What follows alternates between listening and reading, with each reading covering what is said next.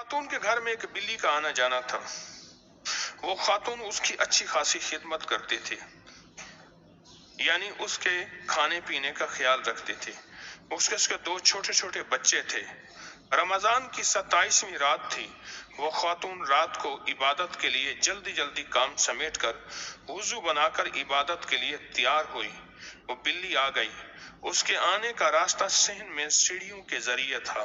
اس خاتون نے کہا پہلے میں بلی سے فارغ ہو جاؤں، نماز شروع کر لی تو یہ بھوکی رہ جائے گی۔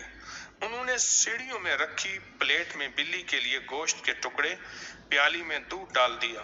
وہ اچھی طرح پیٹ بھرے۔ خاتون کھانا ڈال کر مڑی ہی تھی، ایک دم کھڑے کھڑے غنودگی سی ہوئی۔ آسمان سے اپنے اوپر نور برستا نظر آیا، پر چند لمحوں کی یہ کیفیت اس کے بعد ختم ہوئی اور وہ خاتون نور میں نہا گئی۔